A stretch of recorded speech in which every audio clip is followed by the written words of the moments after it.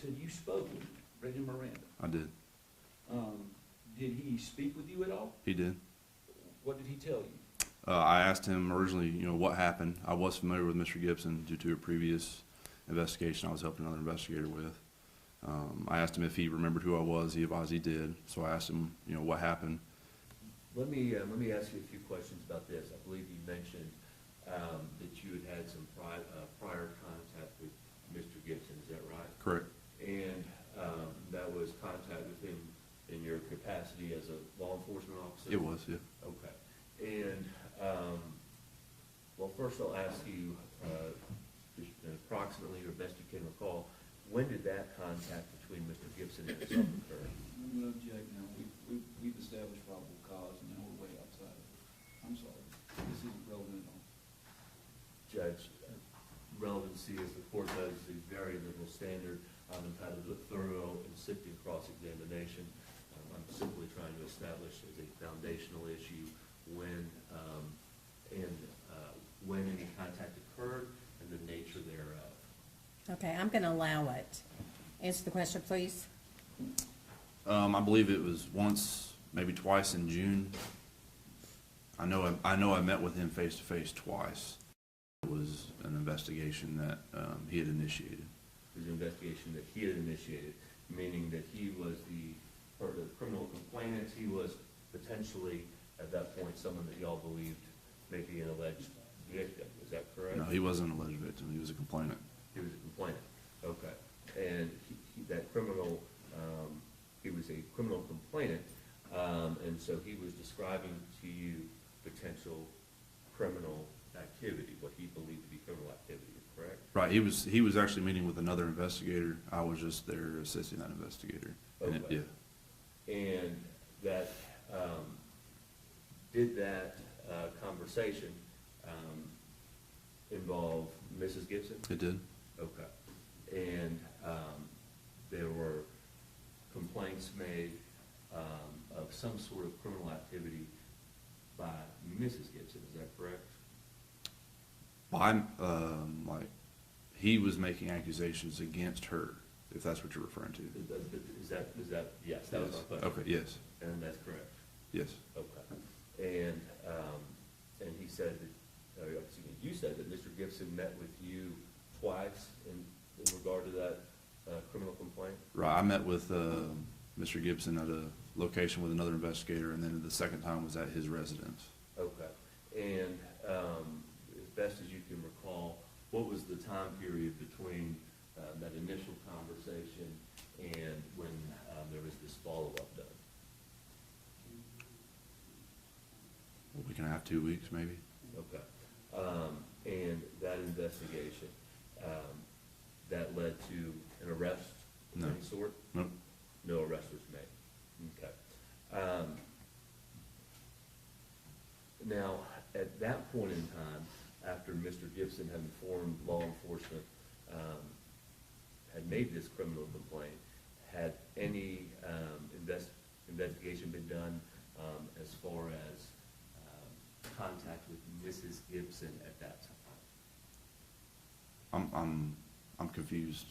Let me restate the question, be a little bit more clear.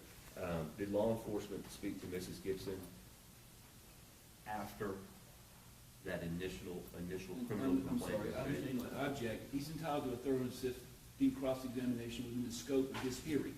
What he's told you was wrong. Probable cause has been established. This has nothing to do with the execution of that woman at the fire station. It can't be any legitimate defense based on the testimony that he's had. If Mr. Johnson has a question relating to the testimony that he's given, and it remotely relates, this cannot, then I can see it. Phone calls, all that, irrelevant, Judge. I understand he's got a job to do, but this has nothing to do with that. Mr. Judge, Johnson. if I may respond, first, prior difficulties between the parties is always relevant. There's firm pace. Only at a trial. Judge, and secondly, probably as an initial point, Mr. Brewer stated probable cause has been determined. That's the state of Georgia's opinion. That determination has not been made by this court.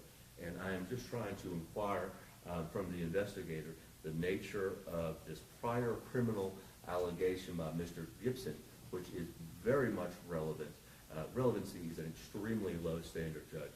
Any tendency to show a fact that would tend to prove or disprove a fact pertinent and, to the criminal case.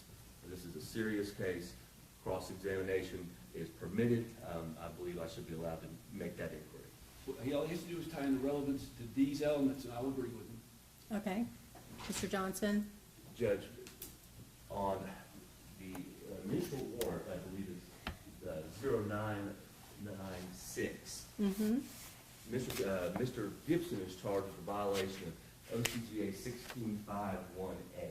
That essentially requires premeditation, it requires a murder that is done with malice aforethought.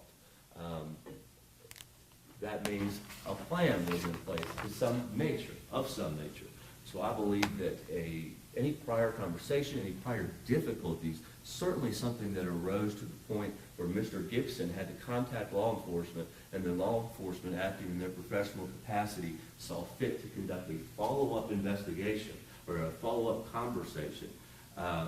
It is certainly relevant, the nature of that and the substance of those two conversations, as to whether there's any indication that would go to premeditation, go to the required elements of the most serious charge that the state has brought against Mr. Gibson. There are a number of different charges the state could choose to bring against Mr. Gibson. They have brought the most serious, 1651A, that requires that level of intent. That's at issue, and I believe the prior conversations, prior difficulties between the parties are therefore clearly relevant to the probable cause determination. Malice can be formed in an instant. Do we keep going back to their wedding date? Any conversations that occurred in his wedding date? Did he know what it's not relevant, Judge. Malice can be formed in an instant. He's testified to that. You make that finding. This isn't relevant. This isn't relevant.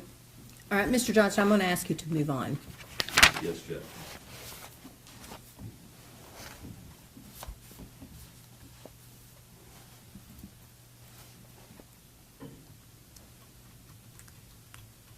And, Your Honor, I don't respect the court's ruling, and I will do as instructed. Just stick to the probable cause for the arrest warrants before this court.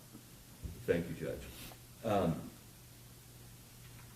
If I may ask if there was any contact made to law enforcement by either party in the, we'll say, week immediately preceding July 29th.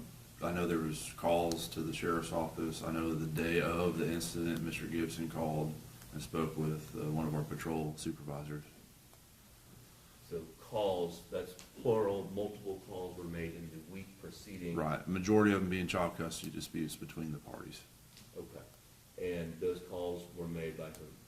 Both, Both parties? yes, Mr. Gibson called on the day, on July 29th. right. Approximately what time? It was around 1 or 2 p.m., I believe. Okay, and the substance of that call? He was calling to ask if he could have his wife arrested for taking away the daughter's cell phone when she was with the mother because he had paid for the cell phone. And did Mr. Gibson speak to just the regular, usual, just contact number from the sheriff's office? Did he speak to anybody? He called our dispatch center, and they put him on the phone with the patrol corporal on duty that day. Okay, and that was randomly assigned, or was that individual, that law enforcement officer, previously connected to? I have no idea. I know he was the patrol supervisor that day. That's usually who the phone calls go to. Okay, and after that phone call, was there any in-person contact between law enforcement and Mr. Gibson on that day of July 29th? After that phone call, I don't believe so. I know that animal control had been at his house that day as well. Animal control? Correct. Okay. That was unrelated to anything I imagine had to do with Mrs. Gibson? It didn't have anything to do with Mrs. Gibson. Okay.